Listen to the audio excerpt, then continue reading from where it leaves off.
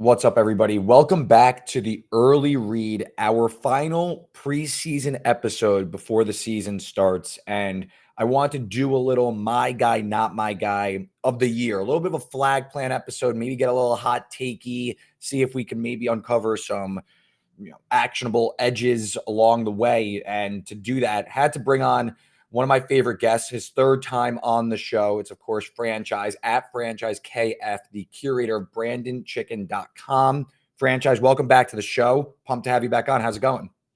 It's going well. I didn't realize this was my third time. I thought it might have been second, but I've enjoyed those that I can recall. I've got young kids, so I lose track of things like that. Well, your third time, we did one episode during the year. We did the bowl episode where we uncovered Clemson, Kentucky exact score band outright. So it's been successful on. So I want to get into this one. I don't know if we have like direct bets. I'm sure we're going to share some of our favorite futures bets and what we're looking at, but I want to go more like big picture, who we're thinking, who we're on, who's going to determine maybe some of how our year's going to go, where we are going into the season. So, little my guy, not my guy. This is going to come out Thursday of week 0. So, if things move in between then, so be it. But I want to get this on the book so we can maybe see if some conversations could uncover some stuff. So, Franchise, no real format here. I'll give it to you. Give me one my guy of the year that you're kind of planting your flag. This guy is going to be big for you, whether it's a futures bet or you're going to be on them game to game or something.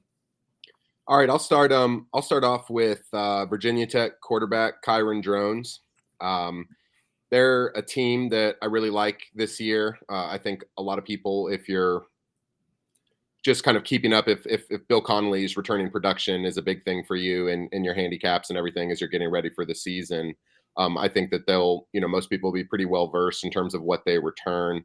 I don't know if they ended up being number 1 overall. I think Iowa State might have taken that. I think they're top 5 in returning production. And for a lot of teams, it's kind of like, all right, you return everybody, but like, what's the quality of your guys? And I think that they, definitely demonstrated down the stretch last year that they've got a lot of quality. We haven't seen kind of what we've come to expect over the past, let's just call it 20 years, maybe a little longer than that for Virginia Tech, when, there's just an extremely daunting environment at home and quality guys and fun players. And I think they're getting back into that now. And I think Drones is a guy that I look at that, last offseason, he wasn't getting all the QB1 reps. He wasn't really even expected to be the guy.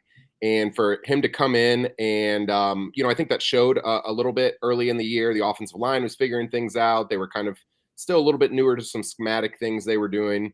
But just for him to kind of turn things on and finish the way he did down that 4-game home stretch in particular, I made a reference previously that, his numbers were sort of Lamar Jackson light in terms of what he was able to do. So I really like the team, and I actually just took him 100 to 1 to win the Heisman. Of course, it's 100 to 1, low probability, but I got excited about that for a couple of reasons. First and foremost, just because it's badly mispriced.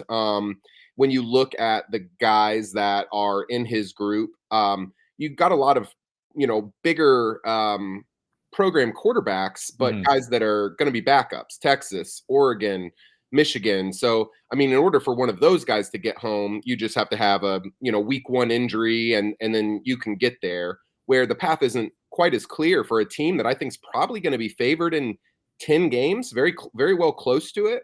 And a team that I think, I mean, I guess we're getting hot take. I mean, this team could run the table. There we go. Now we're talking. I'm not particularly scared of Clemson, and I'm not particularly scared of Miami. And I think that it's reasonable for both teams to be expected to finish higher. I'm not arguing that, but I mean, you're talking about a 7-point underdog or less in both of those games, in my opinion. And you win the rest of the games when you have a minus in front of the point spread. And hey, you're 12-0, you're 100 to 1s headed to New York. So they're a team, and he's a guy that I'm pretty pumped about this year. Yeah, it's not that I'm anti Virginia Tech, but it's one. I feel like there's some teams you're either like on the boat or you're like, I missed the boat on Virginia Tech early in the summer, and now everybody has bought into that. So it's not that I'm fading them. I just have no real exposure to them in the futures market. Win total 8.5. Like the book's out. Everybody knows Virginia Tech's gonna be much improved. The schedule, because what I'm curious about is, can Drones improve as a passer? Because obviously, I mean, the guy's huge. He's more of a running, he's a run first quarterback. Yeah.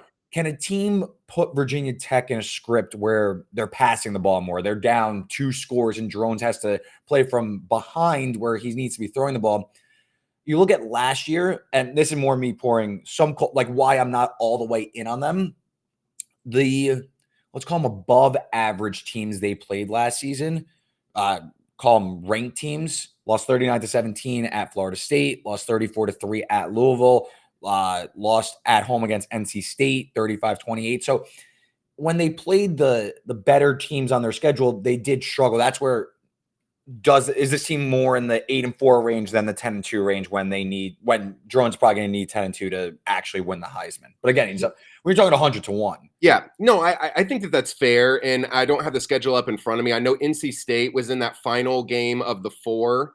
But I know that's something that they struggled with. I believe those other games that you referred to were kind of early, middle of the year. So I do think that there was a natural progression from them, which I think kind of speaks to, I liked the way that they finished.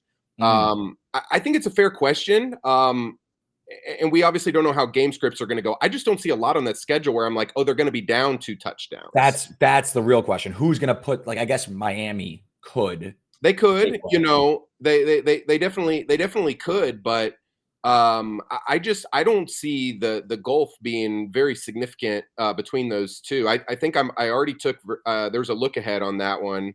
I think Virginia Tech at one point was getting like 8.5, and I took the 8.5 on the road.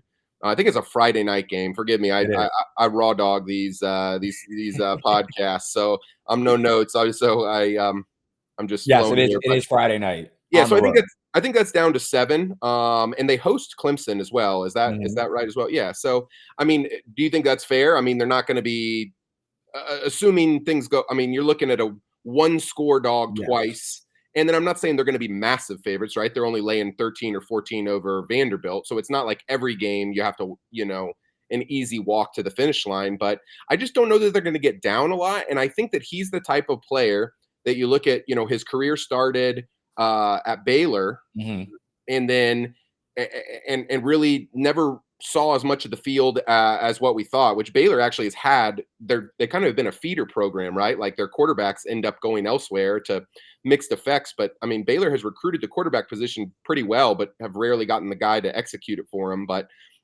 I think that's one of those things that he just is in line for a natural progression. And forgive me if I'm wrong here. Again, it was when Lamar won the Heisman that year. Were they 9-3? Yes. I only remember that because I believe is the only player in the last like 20 years to not be a 10-win team, something along those lines. Like, because obviously team success is a big component. 10 wins is usually the floor. Lamar won 9 because obviously the numbers. And Jaden last year, I think, was also a 9-win team. Yeah. Like, you gotta put up big numbers if you're not going to win a lot of games. Yeah, I'm not comfortable saying he's going to throw for 275 a game, which could be what he would need. But I mean, I think that he could potentially flirt with 1,000 rushing yards, potentially, depending on how they use him. Obviously, if he's running for that many, not many guys have a year like Jaden Daniels where you can do that and still throw for 3,500. But I mean, I to your point, I do think that he will throw enough that he's going to have a really big statistical season. Yeah, and I think if the passing takes a leap, because he did only complete 57% of his passes, 13 big-time throws to 14 turnover-worthy plays. If he makes the passing jump and Vatek is able to get to 9-10 wins, he's definitely in the conversation. I mean, again, 100-1. For some of these odds where some players are priced, they're not bettable. I think the odds they flattened out across the board. I don't think you're not finding the Burrow 200-1s anymore. Those don't exist. So when you're talking that long, preseason 100-1, FanDuel right now showing 60-1, like that's like as deep as you're getting before the season to really find a guy that does have at least a semi-viable path. Yeah. It's not like you're not like saying something that's completely far-fetched. Yeah, I think that's all of that's fair in my opinion. But I've lost money on a lot worse. I'll say Yeah, that. 100%. So I'll stick in the Heisman realm, not as hot takey, but I've been talking up Tennessee a lot this year. I think if you look at the progression of what Tennessee's done in the last 3 years, I think last year was a departure from the trajectory of what Josh Heupel had this team on. I think if you go back 2 years ago, that Hendon Hooker Tennessee team, Hooker was in the Heisman conversation. Things go off the rails at the end of the year. They now get their 5-star guy. Really, I think this is the first chance for Josh Heupel to build up a long-term quarterback ramp here with Nico Iamaleava. We saw glimpses of it in the Citrus Bowl. It wasn't the prettiest passing game against a stout Iowa defense, but it is a bowl game. He did run for 3 touchdowns. We've seen this Tennessee offense when it clicks. It's fast tempo. It can put up points in bunches. So I think Nico, a year under his belt in the system, in the program, put on weight. I mean, again, it's training camp quotes. We got Josh Heupel saying, quote, there's a lot that goes into our quarterback play from protection. It could be changing the protection in our run game. There's a lot of things that go into it. That's RPO tags. It's loaded box. It's all those things. So he's got great command of what we're doing. I think sitting behind Joe Milton for a year in Tennessee, kind of not punting on the year, but knowing that there were bigger fish to fry longer term for this program, I think Nico could hit the ground running. His Heisman price has shrunk to 14-1. Now I'm looking at FanDuel, but this is a guy, forget Heisman, I think SEC contender if you look at this schedule. If this offense clicks, I like what's there with the offensive line especially. I think if this clicks, to me, the newness of a guy like Nico can maybe capture the voting block and can maybe capture the eyes of the public. And I think this Tennessee team has a lot of upside that maybe isn't priced. I think they're being priced more in like their medium to higher range outcome. Like I think the ceiling though is playoff for sure. Definitely I'm in the mix for an SEC championship appearance. So Nico is my guy of the year. I think that this could be a big year for the Vols. Yeah, I like that as well. I actually I was just looking. I think I backed Tennessee a time or two in the games of the year market. I think I took them. I think I took the over against NC State. That was up somewhere, and then I took them, and I don't remember exactly what the number was. I took them in one of the look aheads against Oklahoma as well. I know they're on I the can try road and pull it there. up for But I like that. I think that, just speaking, I guess, from a macro standpoint on Tennessee, one of the things that I feel like when a scheme that's somewhat unique, like Kiffin's or Heupel's, where they sometimes fall short is their trench play, you. and I feel like that's what, if they ever struggle to get over a hump in a season, it's because they just don't match up in the trenches well enough. But I think that, speaking about Ole Miss and Tennessee this year, I actually like both of those teams a lot in the trenches. And so I think that we know the scheme will work. They have the pieces. So yeah, I dig that with Tennessee. And I think I took Nico. I think it was like over 2,600 passing yards for the regular season. Oh, banger. There was. I mean, we won't go into it on the show, but there was one book in particular that posted a lot of stuff, and like the question pretty much boiled down to, can this quarterback that's likely going to start average 200 passing yards a game, which like over half the college, half the FBS quarterbacks do that, but that's the pendulum swung because they were way high last year and we got them on unders, and then they mispriced. I thought Nico at 2,600. That seems really low to me. Yeah, I mean Hendon Hooker, I believe what he missed. He missed a game and a half at the end of his year, but he passed for 3,100 yards. Yeah. Yeah, and I believe the first game he ended up splitting time with Milton, if I remember correctly. But to me, we've seen this offense hum and produce at top 10 levels. So I think they got athletes. I'd say the one concern, not that it's Nico related, but their secondary is a concern. But when you have probably the best pass rusher in the entire country in James Pierce, I'm of the belief a elite pass rush can maybe cover up a defective secondary, or at least mask it a little bit. Again, maybe this costs them a game or two, but I think terms of upside, Nico has, I think, shown flash in that bowl game. I think that the offense has proven, proof of concept is there for this to really hum. So I think Nico for sure is something I like. And then really quickly through the schedule, it's a bullish look, I know, but you blast through it. They play NC State on a neutral. I think that they have the SEC talent to take care of business there on a new semi-neutral field. It's in not Raleigh, it's in Charlotte. They go to Oklahoma, tough game, but I believe Tennessee can win that game. They host Florida and Alabama, bye game before they host Kentucky, and then it's at Georgia in week 12. That's really the only games that they're going to be a smallish favorite to an underdog. So is there a world where they go to Georgia 10-0? And we have that same matchup where it was 2 years ago when Georgia blasted them. But is there a world where they're 10-0, they beat NC State, Oklahoma, and Alabama? I don't think it's out of the realm of possibility. No, I don't either. I mean, I think what we're getting down to is it's Tennessee, Virginia Tech for all the marbles. That's where we're at. It comes full circle. Hendon Hooker, a former Virginia Tech quarterback. Wow. We're taking it all the way there. Hendon Hooker needs to do the ceremonial coin toss of the national championship game. Yeah. All right, so give me another. You go another my guy, not my guy, wherever you want to take it. Court's yours. Yeah, another guy that maybe some of the same concerns could be raised, but I'm going to go with newly minted Central Florida quarterback KJ Jefferson. I am just I've been a longtime fan of his since he's been at Arkansas, and has shown some good things over the years. A lot of experience. Last year was disappointing top to bottom. Some of that I put on him, probably more than that because we've seen the good from him. I just put on the program as a whole. They just had so many issues last year at Arkansas, and I think that it's funny now. Like my mind is trained to, and I guess it's been like this before, like even the portal era. Just because I play college fantasy football and stuff like that, like I'm consistently playing matchmaker in my head in terms of like.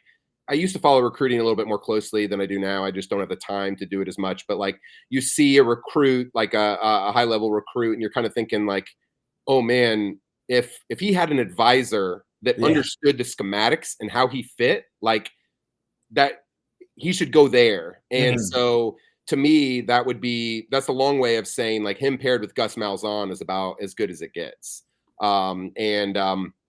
Gus's comments, I mean, he didn't shy away from it. He came out and said something to the effect of, I was about to pull up the quote. Yeah. I know where you're so I'll you take it. You take it. He goes at Big 12 Media Day, dual threat guy. Malzahn said on Wednesday at Big 12 Media Days, quote, physically, he's the closest thing to Cam Newton that I've had. He's like a running back. He throws a great deep ball. We're a run play action team with emphasis on throwing the ball downfield. Yeah, I mean, that's attractive, right? And Gus is calling plays now. He's the OC this year. He's doing the play calling again. And obviously going way back in time to that Cam Newton year, I mean, he didn't have a good team around him. I mean, I would argue that Central Florida's team is at least on par, relatively speaking, to what Auburn was then. They obviously had, was it Fairley was the defensive tackle that was such a menace. I think it was Nick Fairley. But I mean, it was really like he was the showstopper on defense, and then it was Cam just doing something bananas. And obviously the ball has to bounce your way if you're going to make the type of run that they made in that year. It still really hurts me, like how all physics were defied. And this is way down in the weeds. Probably very few people remember this, but Cam got peanut punched in Tuscaloosa. Ball comes out, and it's like riding parallel to the sideline, about to go out of bounds. And the thing just rolls straight over, just like no bend in it. Just like it's just rolling like nose over nose, and didn't get recovered by Alabama. And Mark Barron also tore his shoulder and gave up a bad touchdown. Now we're really far down the rabbit hole. But no, all of that to say, I like UCF as a team this year. I think that they are being mispriced as a team. And I think some of that I've seen in the games of the year market. I think some of that was their win totals. I think they were getting double digits to win the Big 12, which I think is really pretty open this year in terms of who could win the Big 12. But he's a guy that I'm really excited to see what he does in this scheme. And I think that at a minimum, they're going to play really, really entertaining football. And hopefully he gets a really nice redemption story here to land in a place where I think this is going to be a nice fit for him. I completely agree with you. So I don't have any team to win the Big 12. I agree with you. I think the Big 12 is wide open. You could probably poll 10 people and they'll give you 10 different answers or 8 different answers. I did bet UCF over 7.5 wins. I probably should shoot for the higher ceiling outcome because if it comes together, it probably looks really good and they're in the Big 12 title game. Because I had CFB winning edge Nick Allen on our pod and we were talking. We both liked UCF and he goes, from a pure talent perspective, UCF is the number 1 team in the Big 12. Just pure ratings. They are the number 1 team. Forget returning production, all that. So, yeah, it's attractive. I was kind of more waiting to see how it checked out because there's a lot. I mean, again, there's 6 teams within plus 1,500 to win the conference. So, there's plenty of variance that's going to happen here. I agree. I like UCF. You also look at last year's Arkansas team really went off the rails, but you go back to 2 years ago when Arkansas was not even a fringe SEC contender, but a name that was hanging around the top 15, top 20. They were viewed as a above average team. Obviously, last year was off the rails. KJ in that year, 67% completion percentage, 24-5 touchdown interception ratio, and he ran for, as I'm pulling it up, he ran for 777 yards and 9 touchdowns. So that's a compact season. Maybe it's not Heisman, but again, in a transferring down to the Big 12, where I think there's going to be obviously a significant drop-off in talent from SEC to Big 12, KJ might feast in this offense. This offense might look like, I think, what we've come to expect from a Gus Malzahn offense. Yeah, I think so. I think that we've seen glimpses of it, but I mean, I really feel like UCF for years has been poised to kind of make that big jump because, and I would agree with what Nick had to say. I mean, there's no reason why they shouldn't be in terms of the hotbed and where they lie. And now that they're in the Big 12, it's kind of like, well, that makes about as much sense as, the rest of how geographically the nation is aligned. But like, that's right where you want to be. And especially I think that you have a combination in Florida of where you can get your big guys. And then, Florida is where everybody poaches for speed at the skill spots. And so, I think you specifically look at the receivers, it's kind of like, it's a fairly underwhelming group. And I'm like, well, tell me an overwhelming group that Gus Malzahn's ever had at wide receiver. That's just, it's not necessarily a prerequisite of them having a really good offense. And also you can make the case, and they're going to probably lean on the run game, but you can make a case that this is a top 5 running back room between Harvey and Boone, and then obviously KJ as a rusher. So I think this team is set up for a ton of success. And I guess I'll loop into one of not my guys because we're talking Big 12. So I'm out on Avery Johnson. I think the Heisman articles, I think we're putting we're getting a little ahead of ourselves, I think, with this team. This is a guy who had about 70 dropbacks last year and was basically used as a gadget quarterback. I know he's the highest rated recruit in Kansas State history at quarterback. I'm not even saying he's really bad, but this Kansas State to me, especially you go back, Bill Snyder, Chris Kleiman, this is a team you want when the win total is 7.5 and they need to overachieve. Overachieving with some of these, prices is there a runaway wagon in a wide open Big 12. This is a team that was priced with a win total of 9.5. I know the schedule is quite favorable relative to others, and they were the favorite with Utah, co-favorites to win the Big 12. They're now plus 440. It's a lot of expectation where they are returning 40% of production on offense. They lose an NFL guard in Cooper Beebe. They're turning over their offensive coordinator from Colin Klein, who I think we could agree is a damn near elite one. They're promoting their offensive line coach to OC. A lot of questions for a team where a failure in the eyes of odds makers is a 9-3 season. So call me out on Avery Johnson. Look, maybe he is the real deal and he's raring to go and he's going to lead this dynamic offense. But what if the throwing doesn't match expectation and Kansas State's offense becomes a little too much focus on the run game? They fall behind in some of these Big 12 shootouts and they can't keep up. I'm sure they'll be fine, but it's pretty easy to envision this team being just average like they usually are. This is the highest win total of the Chris Kleiman era. So I am out on K-State going into the year. Yeah, and in terms of your question about expectation, I don't have expectations for Johnson to be a good thrower. I think he looks like a girl. I think he throws like a girl. If you're gonna look like sunshine, you better throw like him. And he hasn't shown me that he can do that yet. I do think that to me, the question is more valid. What you posed to me about drones, I would say a more apt question or a more apt player to point that at would be Johnson. And again, I'm not saying they're going to be down 14. I know you just kind of use that as an example, but I think the challenge for him and that team and the scheme in general, I just don't think it really sets itself up for they're kind of more built for the grinders. And that there's a value to that, no question. But I definitely think that they're just an odd team to be placed where they are. And part of it's the reshuffling. Like you're seeing Utah in there. I'm like, why am I not getting Utah 5-1, 10-1 to win the Pac-12? I'm so used to just press and submit on that every year. That it's, I get why some odds makers have had a hard time with various conferences, and that one in particular. It's an unenviable job. I think making markets. So I kind of give odds makers sometimes a hard job, but a hard time, but it's a difficult job. And I think it especially was in the Big 12 this year, but I just don't, I'm with you. I'm not ready to elevate them to that position. I think that there's as many questions as answers at this point, and to price them like, okay, well, go ahead and buy your tickets for Utah, Kansas State. I don't think that they're the team that we should be thinking about being there. I have another team. I want to give you some more space if you want to give me. I got one more thing on Johnson. I could rag on this guy before he sets world records. He's the greatest quarterback in the world. All right, so he's 25-1 to win the Heisman. Yeah, which is nuts, but that's besides the point. So he made 72 dropbacks last year.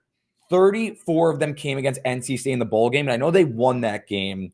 NC State also moved the ball pretty well, and they were right in that game. But in the bowl game, he was 14-31, one big-time throw to 2 turnover-worthy plays. Granted, he had a very successful day on the ground, but I understand that Will Howard was the starter, and they wanted to use Johnson in like the run package and stuff, but if he was that good of a passer, don't you think he would have had more than 38 dropbacks during the season? Don't you think they would have let him loose a little bit more than just playing behind Will Howard? And you can have your own opinion about Will Howard, but he's not a world beater either. And I know he left because this is Johnson's team now, but we're anointing this guy on nothing. And again, first time offensive coordinator coming in, returning only 40% of production on the offense. I just have my fair share of concerns that this is going to be ready-made like it's being priced. Yeah, I would actually push back on 2 narratives there. The first being, I think Will Howard went to Ohio State because he got a bunch of money to play for the Chalk to win the national title. So I don't necessarily subscribe to the notion that like, oh, this wasn't going to be his team. I think I couldn't make an argument that he was pushed out. Like, I think if he stayed, and I know that you always kind of want to give it to the shiny new toy. So maybe there's pressure from within and everything. But I just think that this scheme somewhat limits what you can show. I actually think Will Howard's a pretty good college quarterback. I think he's going to show well moving here. But yeah, I just don't. I don't think that if you're just having an even competition, that Will Howard gets beat out by Johnson. And then the other. No, you finish.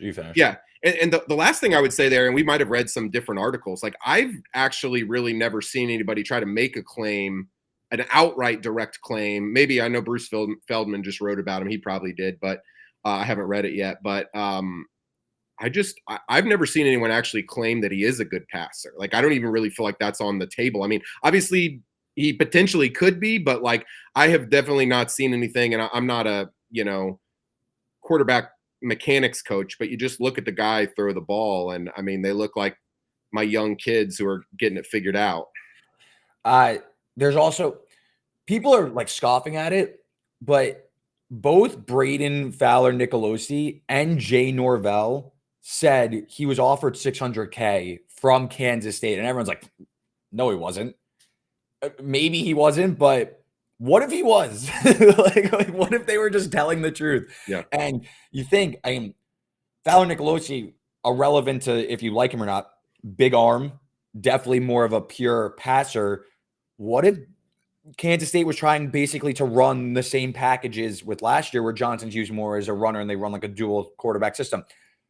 I'm kind of adding smoke to my own fire and using some confirmation bias, but it was said. I'm not making up that they said that. Maybe they were lying. I don't know why they would, but sorry, I'm ready for Avery Johnson to win the Heisman now. But yeah, so I'm out on him. So I know you were thinking of roping somebody else in. So I like that we're like weaving in our guys and not my guys. So where are you taking us next? And also, in fairness, you warned everyone at the top of the show. Like we're not pulling punches on this one. So yeah, good. This is good though. This is good. So if we're right though, we have like evidence now that we said all these things, and we'll just like cut it up and be like, look at what we said.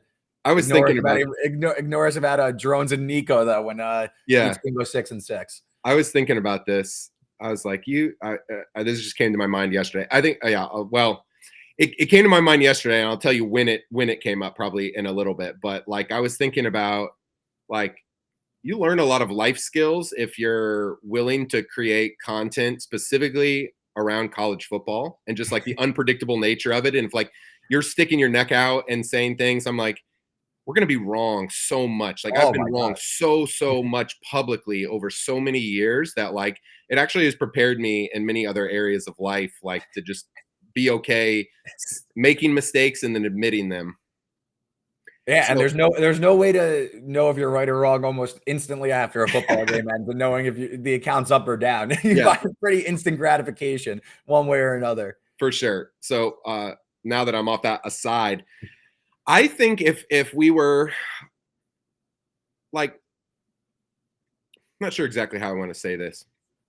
I think that if you remove the logos, if you remove everything, and so I'm not necessarily making a case for this team should be priced like Kansas State is, but I think if you go, 30,000-foot view, and you're just kind of reading off the CV of a team, I think that Iowa State should be talked more about in the same vein that Kansas State is, like in terms of, what they have accomplished in recent years, and more importantly, what they return this year. And so they're another team for me that they're a My Guy team. This is kind of a My Guy program for me. I have just enjoyed following this program and breaking them down in multiple ways. I actually years and years ago, I actually did a few, like guested on a few Iowa State local podcasts because I was early to the party on David Montgomery from a fantasy and stuff standpoint, and that really wasn't popular, but I was right. And so anyway, I think that Iowa State, in terms of what they showed us they were capable of last year, combined with what they returned this year. So again, I do believe they return more than anybody. I looked when you're talking Virginia Tech, they are number one. Yeah. 86% returning production, third on offense, 7 on defense. Va Tech is fourth, first on offense. Yeah. So I mean, let's kind of tie this back into Avery Johnson. Like, this probably would be unpopular, but like I could argue it I would argue it, as much as I needed to.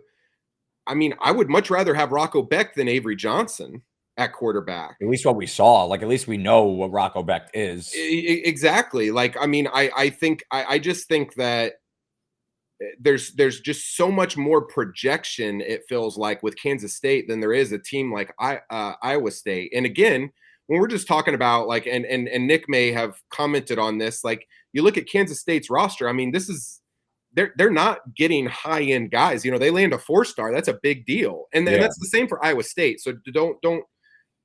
I'm not trying to necessarily make that comparison, but, like, in terms of, you have a relatively inexperienced Kansas State team starting over in a lot of ways, don't return a lot of production, need to retool the line. Uh, Iowa State's sort of the antithesis of all of Mhm. that, yet they're, at one point they were priced double what Kansas State was, to win the Big 12. So Iowa State, I think I took them at 10-1 to win the Big 12. So I have two sort of medium length lottery tickets there. UCF, with, I think it was just under, maybe like a plus 950. Yeah. I took, and then I played both of their win totals over, as well. 7.5, I believe it is. Yeah, it actually opened 6.5, so I hit 6.5. I thought that was really bad, and then I hit it again at 7.5, because I honestly wasn't sure if my guy. I had to send this one in. I wasn't sure if he hit the 6.5, and then I Mhm. just got fired up again and hit the 7.5. He's like, "All right, we got the 6.5 and the 7.5." I'm like, "Good, let's take him to win the conference too while we're at it." Yeah. Uh, Last year, I mean, first of all, the team was left for dead last year after the gambling scandal and everything. Beck comes in, freshman, 31st in EPA per pass, 10th in explosive pass rate. Definitely a gunslinger, I'd say. So there are some tough mistakes, but again, tying it back to Kansas State, my rub with Iowa State, and it's the same rub with Kansas State, but you're getting double the price on a team, is I wonder if it's them versus a UCF or something, teams with maybe more high end talent, even if you want to, like, Oklahoma State in there.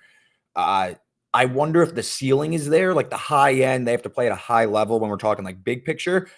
Week to week basis, to me, the floor is so steady with a team like this that they can, are pretty reliable to avoid the pretty gruesome losses where, it's pretty steady. And then it's more, can they punch above their weight class, which in the Big 12, what's the difference in weight classes here? Is everyone kind of just a jobber and everyone's kind of on the same playing field? Probably. And that's why you see the odds are kind of condensing.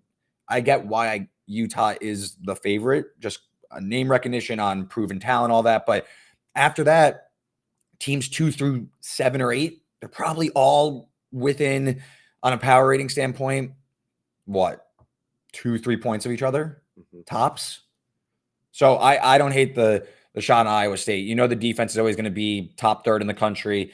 The run game needs to probably pick up for them to be a little bit more reliable. They were 127th in EPA per rush, but they were able to hit explosives. Running back is Sama, right? Abu. Yeah. Yeah, he had that wonderful game against Kansas State in the Yeah. snow, which was just great visuals. But I feel like another thing, I guess, just from a macro standpoint, like a team like a Kansas State or an Iowa State, where, like, you typically punch above your weight. Like, I think that's true of programs like them. I think it's true of a program like Utah. Like, I think that, or even Oklahoma State, like a lot of these programs that aren't just going to be, they're never going to be your blue bloods. Like, I Mhm. do think what they return, the amount of experience they return, probably goes a lot farther than some of these blue bloods where you can turn over just because you're going to have more dudes at, Michigan, Ohio State, Alabama, Georgia. Now, I'm obviously, like, comparing them to the cream of the crop, but I mean, I think that when we're talking about teams that are pretty steady, that they're consistent, they're coached well, they're all of those things, like, their ceiling to me is a lot more determined by how much continuity do they have. And so that's why it feels like important to me for a program like Iowa State, who, I mean, this is sort of a perfect storm, and I wrote about this on my site, and I really wasn't tongue in cheek. Like, I believe I would say two things. First, I would agree with you that, like, if they hit their ceiling, like, does that mean they're a legit, college football playoff contender. No, like they're just, they don't have enough guys. Yeah. But I would also say that, this is, in my opinion, and I'll say at least of my lifetime, this is the most talented Iowa State team of my lifetime. Now, again, the bar isn't extraordinarily high there because Ames was not a football place for a lot of years, but that has turned. But I mean, I think this is a team that's gotten up to the top 10, top 12 before. So like Yeah. they've been in an expanded college football playoff conversation, if it was there. And then I think this is the best team they return in a conference that's a big who knows. So Yeah. I mean, I just think again at 10-1, I think or thereabouts. Like I just think that's really attractive with kind of all the factors that I outlined for me. And the proven floor, I think, is with questions, you want as little questions as possible. So I think Iowa State, at least there are a few, but I think it's more like ceiling outcomes. Like you can still get there without necessarily hitting the ceiling in a Big 12 that you literally have no idea what's going to happen week to week. So so my first preseason episode was the Big 10. So this is the first team that I was banging the drum for. I dropped this episode, I think it was July 1st. And good confirmation bias because I've seen a lot of smart people start to weigh in on this team. So my guy's going to be Curt Cignetti, head coach at Indiana. My sister went to Indiana. I am a big Indiana fan once again now because I think this team is going way over their total. I think bowl game, which is what's needed to hit the over 100%. I think, no, they're not going to win the Big Ten, but I think you could see some higher ceiling outcomes with this Hoosiers team. Cignetti's won everywhere he's gone. What he said at Media Day, like, Google me, all I do is win. That I agree. So way to fire me up there. But you look at what they brought in the transfer portal. Curtis Rourke, I know he didn't have the best year after winning MAC Player of the Year in 22, and he blew his knee out at the end of the year. I still believe he is an above average G5 quarterback, and they bring in adults from the James Madison defensive line that was elite. They bring in Surratt at wide receiver. The Texas Tech transfer as well joins. There are 22, 23, 24-year-olds on this team that I think they're going to play like more adults. Maybe this is just a team that can't handle the jump from G5 ranks to Power 5 because it's all imports. But you look at the schedule, and it's so appetizing between the three easy non-cons that are FIU, Western Illinois, and Charlotte, and then a boatload of coin toss games. And in the coin toss games, I'll take the really good coach with a bunch of adults that have a track record of winning at all the places they've come from. So I think that while transfer portal teams are a bit fickle and you could maybe whiff really bad on them, I think this one, especially with low expectations of just a win total of 5.5, there were 5s out there earlier this summer. Home against Maryland, I think they can win that game. They can go at Michigan State if the things go off the rails there. They host Purdue in the finale. They host Washington. Who the hell knows what Washington's going to be? So I think, to me, I love the coaching staff. I like who they're bringing in at quarterback and the skill position players. I think this Indiana team might be raring to go, and they're being priced like a shitty Big Ten team. I think they could be firmly in that middle of the pack in the Big Ten, and there's a chance they leapfrog. I'm just looking at the prices. They could leapfrog a Washington, for example, who, to me, they have a lot of questions that we don't know the answers to. Yeah, I like that, and I like your usage of adults because I do think that matters. I think this is to me, Indiana. I haven't done anything with them on the regular season wins. I took Rourke. He was terribly priced. He was. I need him in 12 games to throw like 1,851 yards. So if he's 200 a game, I'm flying over by a third. I clear that by a third of what I need. So that was a really bad one. So I don't have any involvement in terms of regular season wins for them. Like, for me, there's sort of a team, like what I would like to see from them is like, because I don't know that I'm quite as bullish on them as you are, but like, I do think that this is the type of team when there's a level of market expectation that you can back them and get on a really sweet run, and it's going to take some time maybe to get caught up to them, the market and so on and so forth. And so for me, I think I would definitely be interested in them more in a game to game basis, because I do feel confident that relative to what the expectation is, they're an underrated group. So I'm not going to push back on that one. Like almost not comparing the two teams, but a similar situation, like almost like Arizona last year, Yeah, where the market just can't yeah, catch how good this team is, yeah, and they keep just crushing. What they go like 10-2 against the spread or yeah. something or another, like something ridiculous. So what else you got? I'm gonna go. I'm gonna go with first. A not my guy. I am not buying into Oklahoma. Year one in the SEC. I don't have a lot of like clear issues with their team. Like I don't see like a ton of like holes that I want to poke in.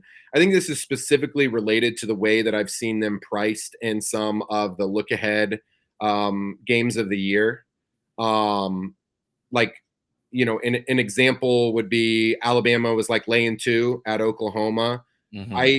I don't bet on Alabama a lot. I just don't like to. I was like, I have to take that. Like, I just think that looking at the way that the Big 12 was built in the past, and how little they were truly challenged, how few games they actually had the same level of Jimmys and Joes or not as much talent. Really, the only time we got to see that play out was in the college football playoff, and they get smashed by an SEC team. So I'm not saying that is going to happen, because that's an extreme example. You're talking about they're playing a college football, playoff team. Yeah, But I just think this is sort of uncharted territory for them in terms of they've we don't know how Venables is really going to fare when it's even up, like when the guy on the other side of the ball is as good. And I think better that probably. yeah, and I think that the way that the market has priced him specifically, I think both in the regular season wins being 7.5. I haven't taken that because I have a lot of I'm against them like already maybe 3 or 4 times in some Yeah. pretty tight games. So I'm kind of already betting on that. I actually may end up betting it again. Excuse me, taking the regular season win under as well. I'm still kind of chewing on that one, but I just another thing, like I think I saw Phil Steele had them rated as I believe his number one secondary in the SEC this year. And I first just saw that, and I wasn't like fully. I was just kind of like, no, that can't be right. So I went back and I looked at their game logs last year, and I'm kind of like, okay, well, like the numbers are impressive, but then you kind of look at a lot of the teams that they played last year. I'm kind of like, well, I mean, who was really the threat to throw the ball on them last year? And I just think that there's maybe a little bit too much hype there. Again, I didn't drill down on their spring game. I used to do a lot more of that when I was a younger Mhm. man. But I mean, watching Deion Burks go 5 for 174 and 2 touchdowns, who I think is a stud, who I think Jackson Arnold's a stud. So I'm not trying to like take away from the Yeah. the talent there, but like your number one secondary, okay, maybe those are your twos out there. I don't know how they structured it, but like I'm talking, these guys are getting cooked, like lost out there. It's And always tough to tell, like, yeah, how, like, in practice, like, "Oh, they looked really good." But it's like, well, like, weren't you playing yourself? Like, don't doesn't that mean there's like yeah, a I never it's always tough to, like, read the practice reports, like, it probably just fit your agenda however you know what I mean? yeah. Like, it's always tricky, it's a tricky balance there. Yeah, and so again, maybe they are going to have a really good secondary, but if I'm just kind of like painting in broad strokes, like okay, yeah, their numbers were good last year, but I think that that's sort of a function of they weren't really challenged a lot, and I think they're going to be challenged to a far different level this year, and so I just don't like the way that they've been priced. I just haven't agreed with it. Um, I think that they're clearly a better team than Auburn, but they have a trip down to the plains. I'm like, that's a nightmare. Like anybody's Yeah. first trip to Auburn, you're going to lose that game, and you're going to not know why. You're going to be so mortified. It's just like you just don't go win those games, and there's just something. Not to make this an SEC infomercial, but like there is just something about some of these games where you're just like, I don't care if you've got better dudes. Like Georgia goes to Auburn all the time and they give them hell. Alabama, Yeah. you know what I'm saying? And so it's just like, okay, this small chalk game, everybody has to kind of write that down as a win and everything. I'm just kind of like, well, I just don't know. Like this is just a different beast for them. And I don't think that when I look at Oklahoma's roster, I'm just not like, wow, like this is an elite top half roster. And I still am not buying into Skeletor. Like I just still don't know if Venables is a good coach or not. Like I think he's I don't know. He could just be he coordinated a really good defense with elite talent and he got promoted. So kudos to him, but like I still don't know if the guy can coach. And we're going to find out a lot more about that this year. And so I've just found myself again, don't hate the team. I just think the situation is difficult. That's where I found myself, because when I went before I like to go through the team and then look at the schedule. Like, so I try to remove myself from the whole thing, like be like, okay, I like this team. Then I look at the schedule and hopefully it matches up. I like the team. The schedule's just hell. I know like Florida gets a lot of flack for their schedule and how difficult it is. Not that Oklahoma is necessarily as hard, but it's brutal. I count 7 either big underdog or small favorite games. You got home Tennessee, at Auburn, Texas and Red River, at Ole Miss, at Missouri, Alabama at home. They do get a bye before, and then at LSU. That is like treacherous. That's not easy. So I also think, and I wanted to bring it up when we're talking UCF. Last year, their first year in the Big 12, a big jump in class there. And maybe it depends on the situation, but Oklahoma, and you were saying it before, you're going from the Big 12 where you are the second most talented team or tied for the most talented team with Texas. Yeah. You're now, I don't know, like the 5th or 6th most, just your talent perspective. Yeah. That's a big jump where forget the how hard the SEC is. You're changing your game plans. You know, there's no familiarity with these teams. The week-to-week grind is going to be so different. And there's probably a learning curve there that maybe you have to ding them a point or two from like your general power rating of them, because this is a totally different exercise for them, where next year Venables is probably going to have his bearings a little bit more. He's going to see, all right, I don't know what their long-term schedule is, but for example, like, all right, well, we know Ole Miss is coming to Norman. We kind of know a little bit more about what we're seeing. It's a huge change where these new matchups and new week-to-week grinds are going to be so different. Forget that you're also playing the best of the best now. And another thing that I just was thinking that I hadn't necessarily thought about until we were talking about this, but like you even go back to when Venables was at Clemson, he was there in their, uncontested reign. Mm-hmm. They had to get up for so few games. They just had, elite, cornerstone franchise NFL quarterbacks leading their offense, making collegiate throws that were impossible to stop or to emulate. And then Clemson's still a factory when it comes to defensive talent. And so I don't know how he leads them through adversity. And I don't think we have a great benchmark for what he has done, not with the headset on, but also with the headset on. So I think it's gonna, I don't know. I saw something. I don't remember who produced it, but I laughed.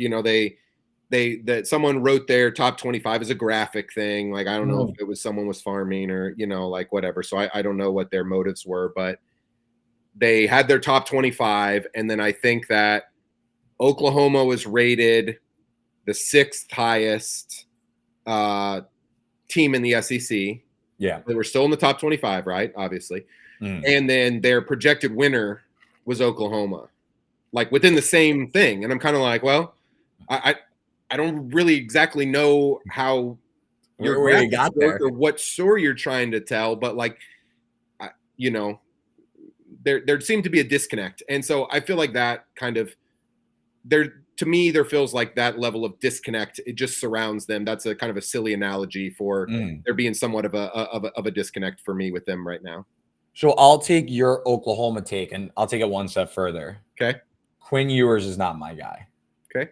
I don't think Quinn Ewers is all that good, to be honest. I just think he's a Jag plus probably. But we're talking about making the jump to the SEC and the learning curve. Texas is starting its year with a pretty thin running back room already. They have two running backs down, including their starter, CJ Baxter. They lose their top 5 receivers from last year. Granted, they replenished them with some pretty good ones like Isaiah Bond and Silas Bolden. But are we sure that this team that's being priced like a surefire playoff team, the 4th choice to win the national championship, are we absolutely sure that's going to be so smooth sailing for this Texas team? And they're not going to struggle with the same jump in class that like we were just kind of talking about with Oklahoma, because it seems like to me a lot of pressures on Quinn Ewers. And if he does not produce at a near Heisman rating, I think Texas might be a little bit more vulnerable to miss, and this year could get away from them maybe a little bit faster than the market is anticipating. The entire offensive line is back. That offensive line was outside the top 50 in tackles for loss, and Ewers, his under pressure completion percentage drops from 72 when he's clean and no pressure to 51% under pressure. And part of me thinks that the Texas offense, maybe it's not the perfect mix. They lose Worthy, Mitchell, Sanders, Worthy and Mitchell, 2 top 2-round picks. Sanders also a pro. And the defense, you lose 2 game records on the defensive line, including Murphy, a 1st-round pick, and Sweat, who was an absolute monster. I'm just not sure that this is like the perfect setup for Texas to really hit the ground running in the SEC and thrive like the market is pricing. I missed the boat on some under. I don't even know if I love to miss the playoff price, because I think 9-3 might be good enough for a brand like Texas to get in. So it's not that I'm actively fading Texas, but I'm going to be picking my spots. And even that week 2 matchup against Michigan has my eye on. I think Texas might be walking into a buzzsaw with that Michigan defense. So I'm really interested to see. But Quinn Ewers, he hasn't been my guy for a while, and I'm out on Texas going into the year. Yeah, I think those are all very fair points. I think that it did kind of dovetail nicely with Oklahoma, because we're weaving this nice, no prep either. We're really kind of making our way around. Yeah, raw dogging. Just let everyone know we're raw dogging. You can see if you're watching this, you can see there's no notes. So yeah, I would say first, which I don't think was necessary. Well, it was sort of what you were getting at, but I think I like Ewers more than most people do. I think that, and also when I talk about liking a player, I kind of have to speak about them differently from a betting standpoint, because I also do a lot of college fantasy. So college fantasy is going to be similar to how there's going to be, like we're talking about with markets, like what's his cost? What's he going to cost me? And so like I tend to take Quinn Ewers a lot. This is just to give perspective. Quarterbacks go like elite. Nico goes in round 3 or 4. Jackson Darnold. No. I'm trying to. He's round 4 or 5. What's I just conflated the name of the Oklahoma quarterback. Jackson Arnold. That's what I was trying to say. He's kind of like in that round 6 or 7 range. So this is just kind of giving you an ideas. Guys who have huge rushing upside. Drones is round 6 or 7 because you're going to want his legs. Ewers I usually get in round 14 or 15. So that's the difference. That's the difference in cost. So I would say that like I like him more than most because I think he's an attractive high floor option. And I want to just talk about that. Maybe there's a handful of people who play college fantasy where this could like be helpful, but like no, there's crossover there. So I think that he's a high floor. He's an experienced quarterback with a lot of talent playing in a Steve Sarkisian offense. I know there's some people that are saying, well, is Manning going to be on his heels? I just don't really see that being all that likely. I mean, unless he just bombs, and I don't know that I haven't seen anything from him that leads me to believe that he's going to bomb. I do think that if I were just kind of zooming out and looking at what you said in terms of Worthy, Mitchell, Sanders, like that's a lot to overcome. I will say that like being a little bit more in the weeds with some of my college fantasy experience and looking at some of their personnel, I don't know that the drop-off is going to be as great as it was. I would say that Worthy and Mitchell, for me, were consistently aggravating players.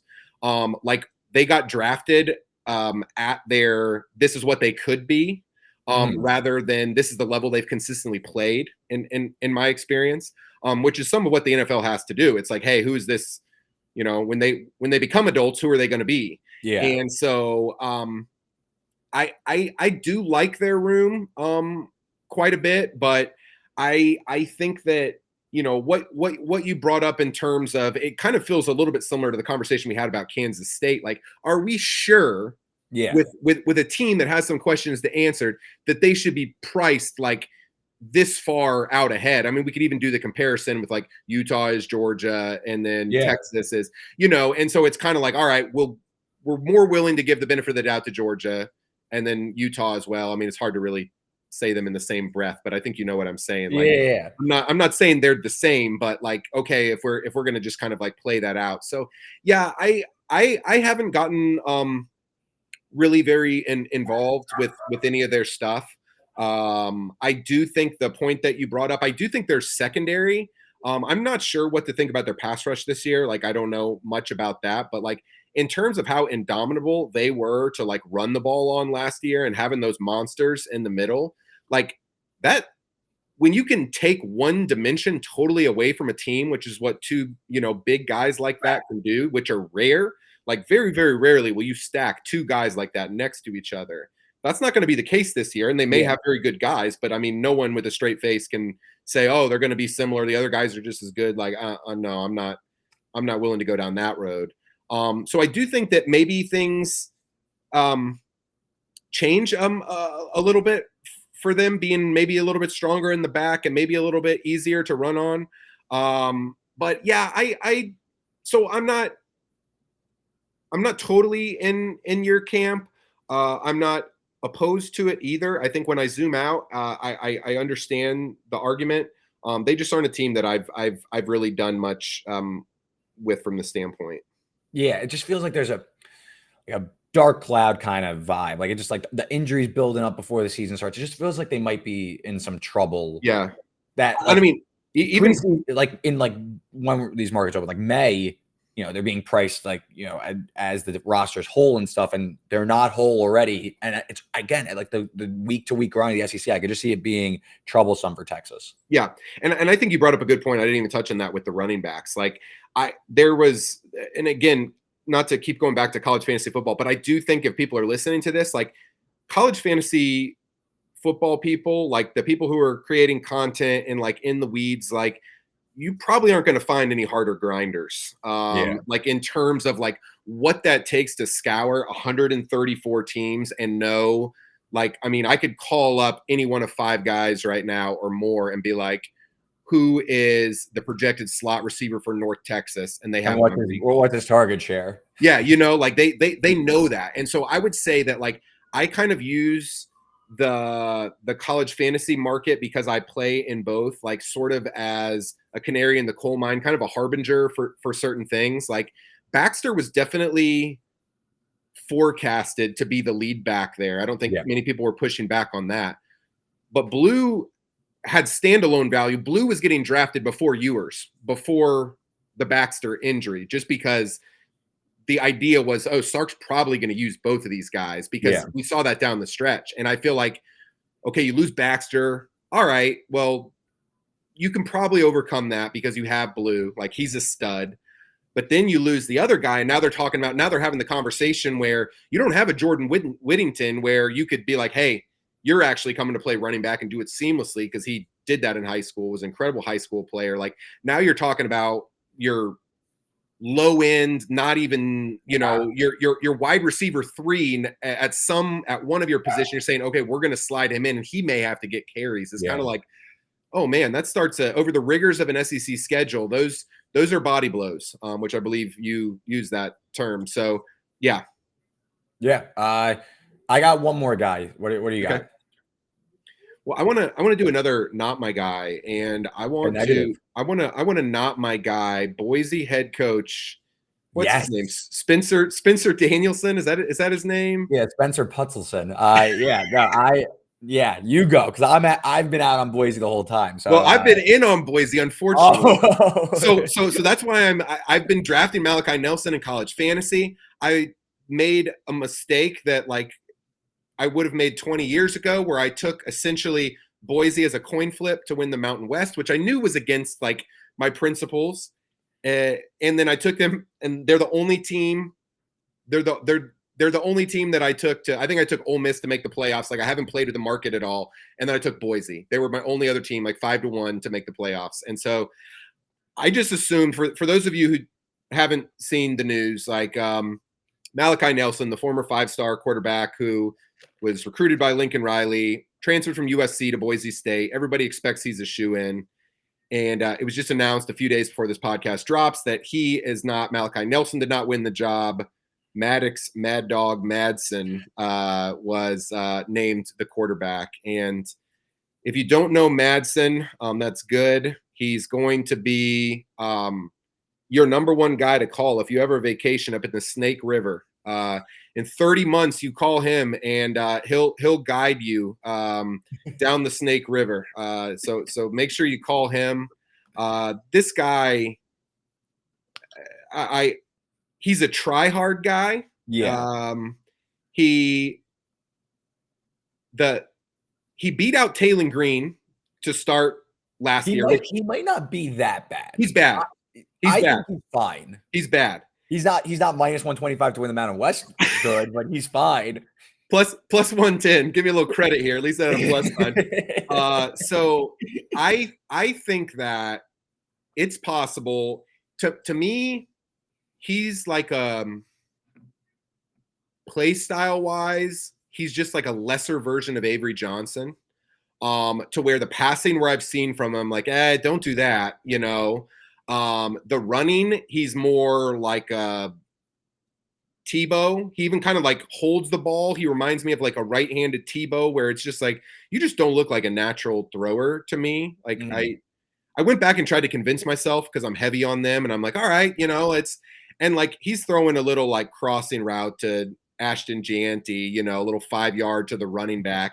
And like Gianti's having to like full extensions pluck the ball out of the air. I'm like, dude, we gotta do something about this. So you want my unhinged take? Here's my unhinged take on what they have going on. Putzelson knows that he's shipping it. They're going to the college football playoffs. So he's starting Madsen, who he said a direct quote, Mad Dog has a lot of equity with this team. He was doing all the coach speak things leading up and kept hearing people that follow college fantasy and cover it much more effectively than I do, who grind a lot harder than I do. They kept saying, no, there's a chance. You're an idiot. There's no chance. He's a 5-star. He's a number 1 player in the country. Like, not happening. They kept saying it. And like Danielson kept saying, you know, it's a battle. It's a battle. I'm like, okay, he's just trying to play the portal game and not have his guy transfer. Okay, so just announced he wins it. So they play Georgia Southern. We still have no idea what Georgia Southern's going to be this year. At least I don't. And I wish I knew because I kind of. So you have Mad Dog throws for 150 on them. They run for 350. They win that game. Okay. Week 2, they go to Oregon. Not a winnable game under any circumstance. So they throw Madsen out there. They let him take the lumps. They get beat by an absurd amount. And then after that, I believe they come back home with Portland State and then kind of starts the, you know, non-con conference schedule. So I read contracts for a living when I'm not doing this. And so I can sometimes be more measured with my words than you probably would believe than I'm being on this podcast. But a lot of the things that Putzelson is saying is like, he's the starter today. He gives us the best chance to win week 1, like different stuff like that. My unhinged theory is he's playing the long game, and this guy's a maestro. He is going to go 1-1. They're going to Sharpelson. they're going to take their bath against Oregon. Then they're going to swing it back. Bye week before too. Bye week, then Portland State. They're going to swing it back. They're going to swing it back to Nelson and say we want to give him an opportunity because it was neck and neck in camp. They give him the reins in all the games that matter. So not only do they put themselves back in position to cash me out, but they also then have the narrative, which we know comes up. Go back to Jordan Travis, FSU. Well, that was when Mad Dog was starting, when Oregon gave him a bath by 40. That's pretty good because I've only bet 2 teams to make the playoff in that market, which I think is going to be a super interesting one. But my big my big, I'm going to clip this in January if it comes true, is if Texas State makes the playoff. That's my like G5 long shot. And part of my handicap is, well, Boise's going to play at Oregon and lose by 50. No matter who plays, they're going to get smoked because Lanning also runs it up and he's interested in that. I think it's going to be a ding against Boise when we go to the committee and we see, well, look, they played, forget Washington State and Oregon State, like they played one legitimate playoff team and they lost by 50. We can't put this team in the playoff. Like that's so, you could lose, but you can't lose by too much because you're going to look ugly when you're compared to the other teams in the mix. So that was part of my handicap is, what if Boise gets rinsed? But now Sharpleson might already have the answer. He might be thinking ahead of me. I'm starting to think that he's my guy, and that this guy, like he's playing on a whole different realm than the rest of us. He's seeing it all. That's I don't know. I was trying to work it out, and I was obviously trying to use some confirmation bias here to figure out like what could have happened. It could be like I just said earlier in the show. This is a sick thing that we do, trying to prognosticate about a lot of this stuff, and that's what makes it fun. But I mean, I don't know. I can't really see based on what I've seen. And the other thing about Mad Dog is like he came off of like back surgery or something last year. 5'10". He's small. He's 5. Yeah, I mean, listen, this like he's not. It really is a shameful thing if Nelson really like outright lost to him, and this isn't like I outlined that this is some coup that they're planning. So I don't know. I guess I am mad that I'm not my own guy because I knew that I made the mistake of taking them. I did try to rectify it. I'm out on Fresno a little bit without Tedford. I think they're going to be a really good team there, but like I'm just kind of like, all right, I'm going to pass on them. I ended up taking as a little bit of a saver. I ended up taking UNLV plus 650 to win the conference.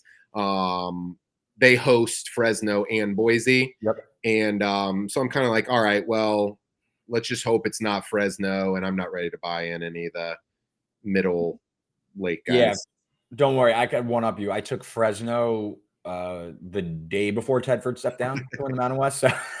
So this was definitely a big boost to me. I was happy when the news dropped that Mad Dog got the job. Sticking in the G5 ranks, my guy, I did too much Texas State love. So everybody who listens to the show knows that they're my guys going into the year. But John Summerall, head coach of Tulane. I think Tulane, I know they're the second choice and they've been taking money steadily in the market. I think Tulane, though, is being a little written off. They have some quarterback questions, but what if this team, which has kind of been a Troy feeding ground, Sheil Wood went from Troy, the defense coordinator, to Tulane last year, so there's already some familiarity. Like, what if we're talking sharps? Like, what if Tulane's been a step ahead of the Willie Fretz succession and they've been kind of planning Troy? But Summerall comes to Troy, wins 2 Sun Belt titles, 23-4 there. And what if this team, because if you look at what Troy was, they were really built on their defensive principles, and Tulane brings a lot back on that side of the ball. And while there's quarterback questions, it's either Horton or the former Oregon recruit Ty Thompson. I don't believe someone's been named yet, but you just look like Troy. Gunnar Watson was their quarterback. I didn't think was super great. Was able to, big arm, but I wouldn't say he was super efficient. They were built on their run game with Vidal. They bring back their running back in Matt Hughes, who's been getting rave reviews, 1,000-yard rusher. What if this Tulane drop-off isn't as apparent as some would think?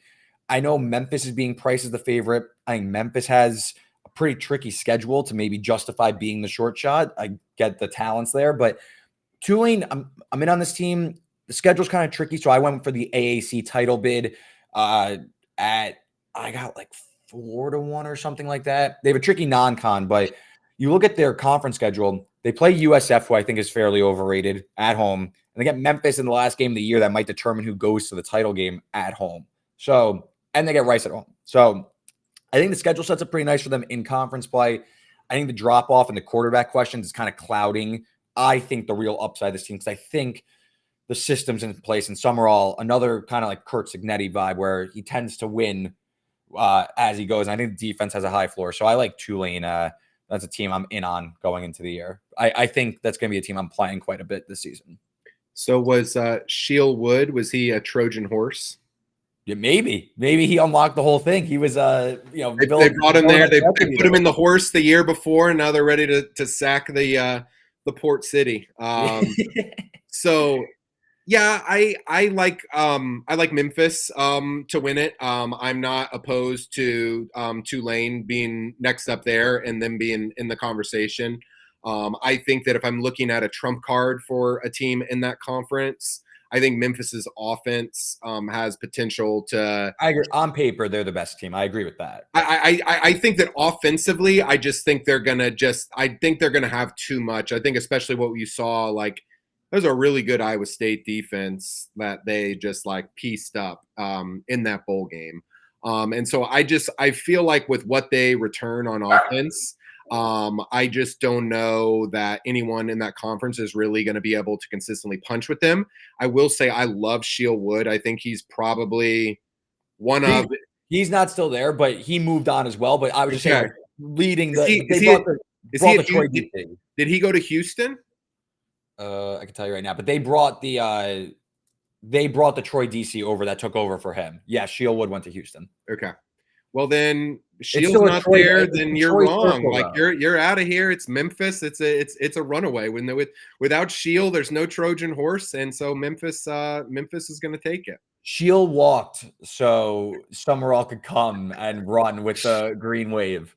Well, I'm glad we got to talk about Wood because he's, I would say, the number one attribute that I love about his team, and it's so uncommon in this era of college football, is like they tackle so well. Like the first guy latches on and you're not getting past him, but then they get help. And I'm like, they're so fundamentally sound. Every Shieldwood defense, that Troy defense a few years ago, it was like they were so frustrating to bet against because the offense was kind of puttery and stuff like that. But it was like they're so hard to just move the ball on. So now I guess we've gone on a full Shieldwood rant where so the cycle though continues because Summerall brought over his coordinator. That's it. So this is the Shield disciple. So maybe this guy, Greg Gasparotto. Yeah, old Gatsby. No, like nobody knows ball. Great like Gatsby, some would say. No, I think they're another one where like I'm very surprised that Ty Thompson hasn't like won that job. It's wasn't awful when he played that. When Pratt went down with the concussion, he kept the line moving. Yeah, I agree. Thompson probably the higher end, and I imagine this goes into the season. They have two. They play, I think it's Oklahoma and Kansas State. So I'm interested to see where that goes. Yeah, and I think in that case, I think Oklahoma's like week 3. Do you have their schedule up? Or is it Kansas State week 2? I'll pull it up. Or make week 4. They go Southeastern Louisiana, Kansas State at home in week 2, at Oklahoma, and then at Louisiana. So it's definitely a tricky non-con, one of the harder ones. But you know what? They're sort of a team that actually I feel like sets up fine because assuming they be in whatever fashion they do, like I do think that they're a team that probably is going to play their way into the year because they're still trying to figure out the quarterback, that there actually could be value on them. Maybe even if someone hasn't taken a future on them. I mean, from my standpoint, I'm kind of like, okay, if I think they're going to be in the mix, I don't necessarily want to add them now. See when FanDuel posts like week 5, week 6, like what's Tulane to win the conference at that point? You know what I mean? Like you can get like market sentiment where the market moves, even though nothing actually happened. Like obviously you could look bad per se, but they're still 0-0 in conference. It makes no, and to me, I actually feel like that's kind of like a high level thing of like what a lot of bettors that have been doing this a long time do. Find out who has the tough non-cons, and it's like. All right, you're supposed to lose these games, and so it's like, what has really changed? And if something has fundamentally changed, be willing to say, okay, I was wrong. Or maybe it was just like, maybe that's not bad. And it's just, we just had lesser guys, we just didn't have the horses to hang with Oklahoma. So that's part of like the make-miss playoff market. I'm really interested to see how that's priced week to week because teams get more leeway now and things might move like they used to, which is incorrect. So I'm interested to say. Let me ask you a quick question. Please. Okay, so I believe this would be based on this. I believe this would be a combination of week 2 and week 3. So in those weeks, we have App State at Clemson. I could try to do this because I have all the schedules up here, so it might take me a second. But No, yes. don't worry. Like, even if I'm wrong, I'll just say it confidently. Okay, App State at Clemson. Yes, week 2. Okay, then we have Tulane at Kansas State, week 2. Kansas State at Tulane. Kansas State at Tulane. Okay. Then we have Boise at Oregon. Week 2. Week 3, Memphis at Florida State. Yep. Okay. So an argument could be made. Those 4 teams are certainly within the top 10, most likely Yes. G5 to make the playoffs. I may want to pull out Tulane because they're at home. Okay, so let's pull Tulane from the exercise. App State at Clemson, Boise at Oregon, Memphis at FSU. Which one of those G5 teams is most likely to win that game?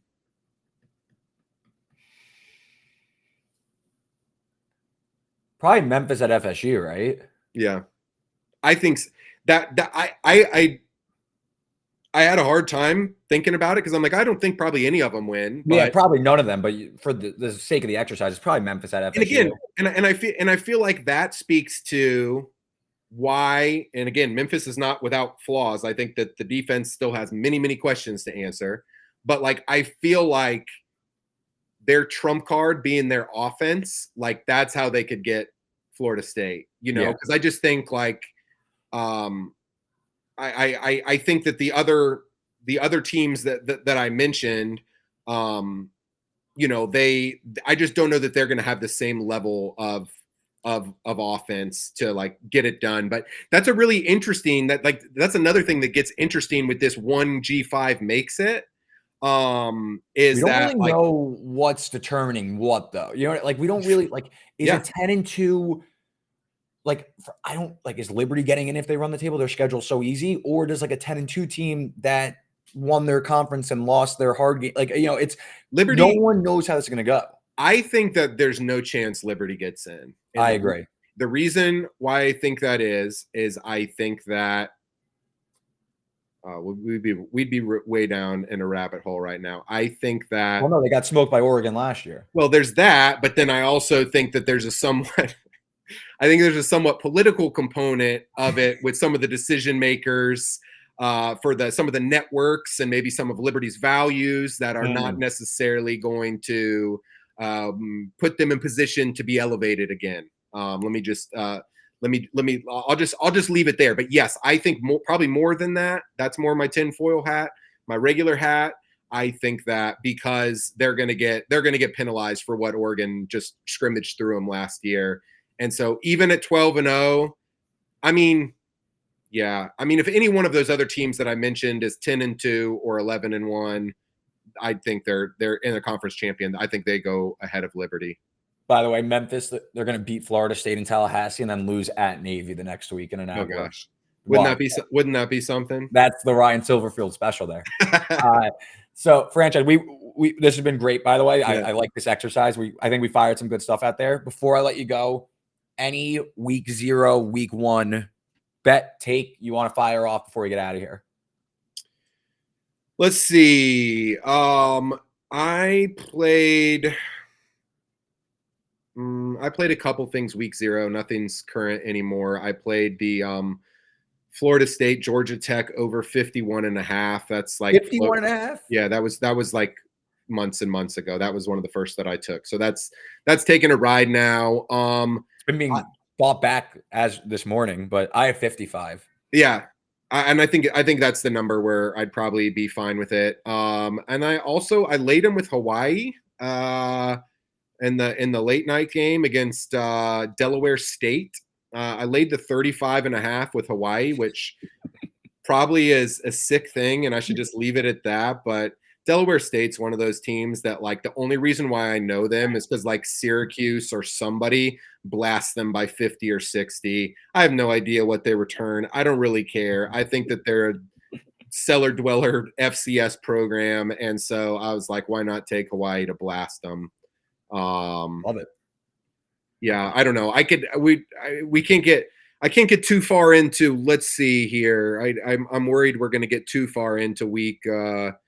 I'm trying to see if I have anything in here that excites me. I think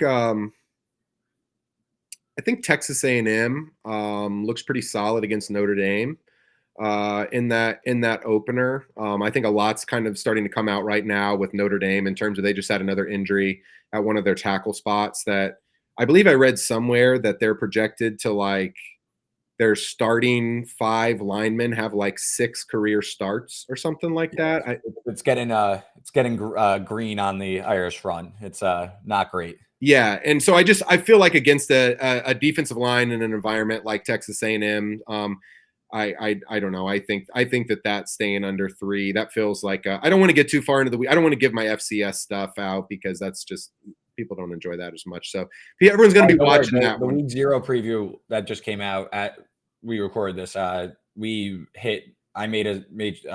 our guest Duck. He does FCS, so we hit on a few of those games. Does Delaware State still suck? Yeah, he said Hawaii. It opened like 27.5, and he goes, that was nuts. 27.5, good. He's like, yeah, I maxed out the account. Well, I got it like nuts. I got it way late, 35.5, and feel good about it. I think it was up near like 40 last I saw it. I think 38.5 was the last I saw. But we were talking if you have anything else, I think listeners, anyone do, but the FCS games I bet 2. Okay. Mainly as fades of the FBS teams. So I wouldn't say this is like numerically I really cooked anything here, but I took Elon 23.5 against Duke in the North Carolina special. Yep. And then I think Southern Illinois is going to beat BYU outright. Yeah. I was looking at that one a little bit yesterday because I know they've played some FBS teams super. I think they're going to win. They're going to win the game outright. Yeah. Well, they beat Northern Illinois? Did they beat like Northern Illinois 14-11 a few years ago? Last year, yeah. Last year, I remember I had Sam Houston against BYU in the opener, and they almost did it. So I bet SIU, and then I was looking at it, I was like, I think they're just going to win the game on the field because they still have a quarterback competition going. BYU and Sataki said something like the offensive line is still evolving, which I think you're past the evolution stage on in the middle of August here when you're playing next week. So all right, let me do a couple more. I think I like Miami laying less than 3 at Florida. Okay. I have nothing there. Yeah, I mean, and I get it. Like Miami's going to be really popular. You know, there's going to be a lot of people that fade the public and everything like that. I'm like, well, they should be popular for a reason. Like, I think that they're just clearly going to be a better team than Florida to start the year. I think that they're really going to in the trenches. I think they're really going to win that one. Yeah, I want to watch Miami. Like, I need to see it before I jump in. Yeah, I understand. All right, I'll do a couple. I have more stuff, but I'll do a couple FCS as well, just because I think that's how this show's devolved. Iowa, Illinois State over 40.5. That'll be a sexy one. Illinois State 26.5 at Iowa, same one. So I'm double dipping. UCF, I laid the 35.5 against New Hampshire. That one's gotten bet up a little bit. UCF, New Hampshire over 59.5. Took that one as well. It got bet up. And the one I added yesterday, Western Carolina getting 34.5 at NC State.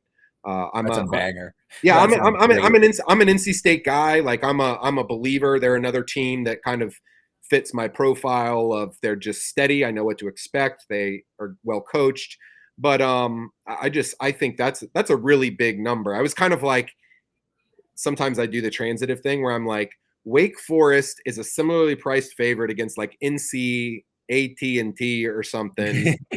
And then they're, NC State, who I like, who I'm probably going to back, I have backed and will back, like 34.5 is a big number against a team that's a top 15, FCS program that can score. Yeah. I know Bell's gone, but yeah, I don't know. Week 1 for me, week 0 and week 1 for me are typically, they're not my best weeks. Typically, I typically make a little bit historically, and this is pretty consistent. I typically make a little bit. I do really well on props in that. my sides and totals kind of, it's fine, plus or minus, 5% of 50. And then I normally like weeks like 2 through 5 are really solid from that Where you like standpoint. get ahead of the market on. Yeah, and because I just don't.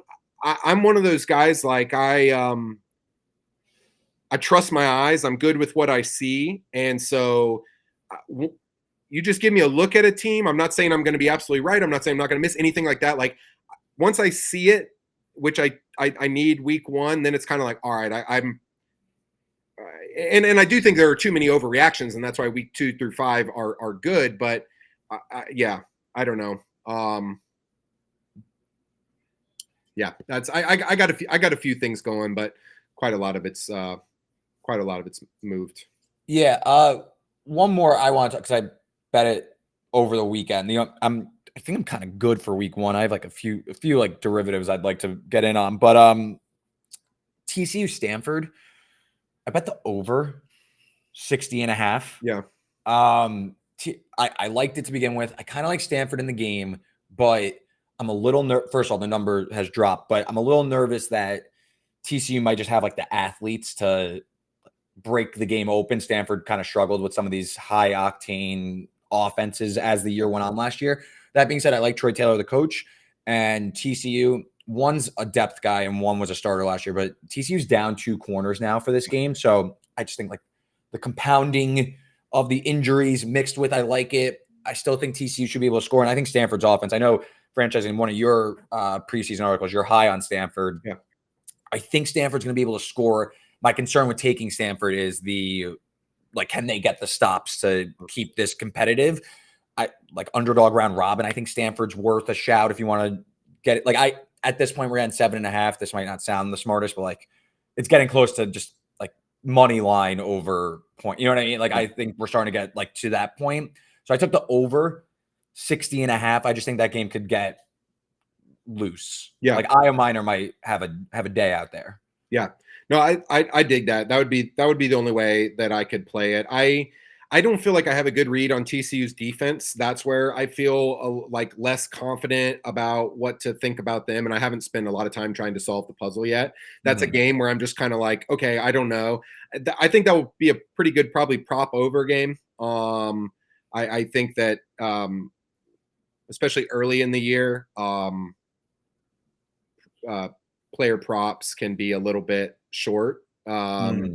Before things adjust, I think they just try to remain a little bit conservative. So I think that all of that to say, if that's a game that I have circled for, hey, I'm probably going to look for some over prop exposure there, that tends to mean that I think it's an overish game. Yeah. It's not always the case, right? Like it could be one guy just being funneled, and that's why I play a prop. But yeah, I tend to agree with you there. I don't really know what to think about TCU's defense just yet. So I'm excited to actually watch that game. I think it's going to be a pretty sneaky little game.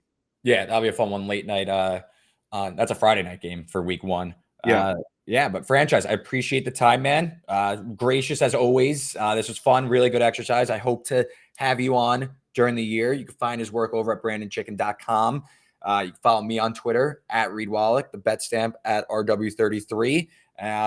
Next week 1 betting preview. We're finally here. Enjoy the games this weekend. We'll talk to you soon.